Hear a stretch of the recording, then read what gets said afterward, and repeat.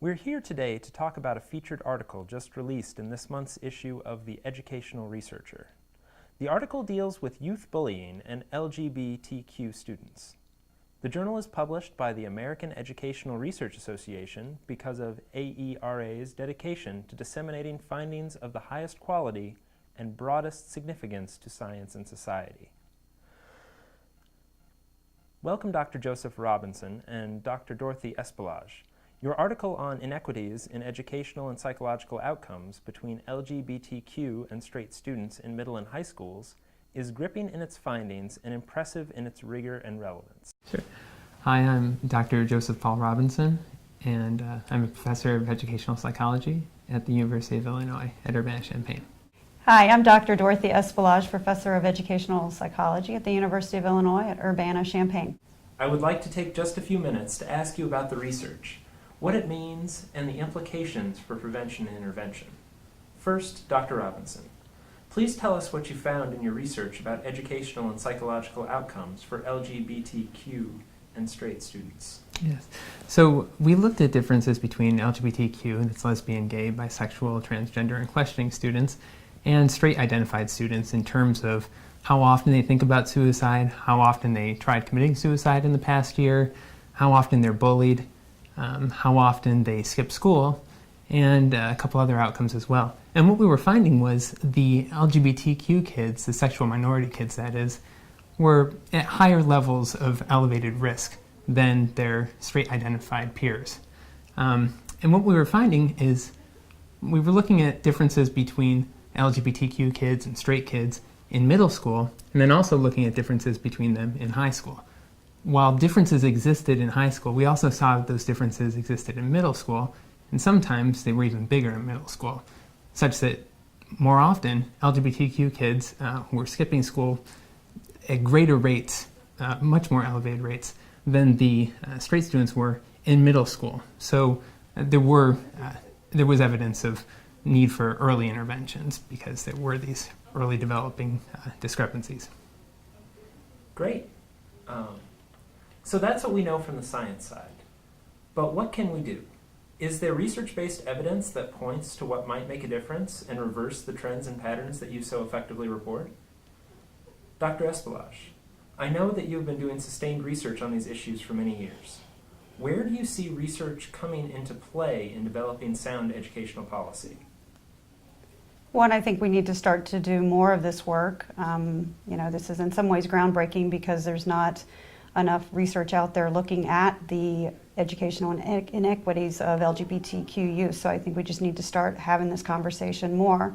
However, the research that's out there and this study that's published in ER points to some very direct things that we can do.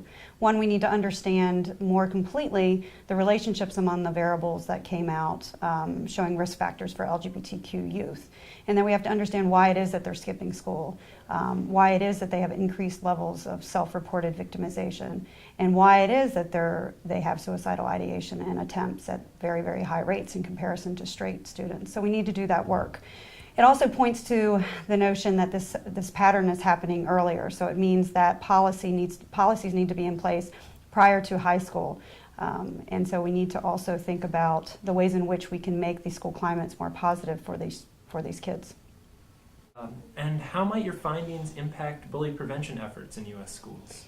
With this study and other research that we've done, it's very, very clear that the bullying prevention and peer victimization prevention programs need to include some discussion around presumed or assumed sexual orientation and also gender expression. What we do know is of the many bullying prevention programs that are available to schools in the U.S., only 2 or 3 of them even mention the fact that peer victimization could be directed toward sexual orientation. And so what we need to focus on is taking these programs that are out there, but then complementing them with bias-based types of curriculum so that teachers and students can have a conversation about why it is that LGBTQ youth are marginalized and why it is that we have these adverse psychological and academic outcomes for them. That's been very informative.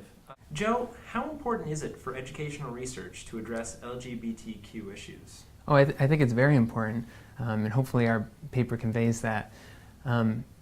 One of the things that's difficult with LGBTQ issues is that although we've made some progress in terms of measuring inequities between different types of minority-majority groups, LGBTQ students are still this invisible minority. We don't ask questions about sexual attraction, sexual orientation, or sexual behavior on large-scale data sets. So it's hard to measure and to keep track of how these differences in truancy, in bullied victimization, in suicide ideation, in all different types of educational and psychological inequities change over time. So we definitely need to infuse that into our regular data collection efforts. This has been very informative. If our viewers were to hear only one message from each of you about what education research has to say and what needs to be done, what are your takeaways? It'll be hard to have only one message. I know. I think one of the things that we found that was important was there was a lot of heterogeneity among the LGBTQ youth, and so you can't just assume that what is a risk profile for gay and lesbian students is necessarily the risk profile for transgender students or bisexual students, that there's a lot of variability, and like other minority groups, you can't really treat them as one group. Right. And I think I would add to that I think what was alarming to me was the rates of suicidal ideation and attempts among LGBT. Not that all of them were reporting ideation attempts, but when they were attempting suicide at high rates. That concerns me, and that would be a message.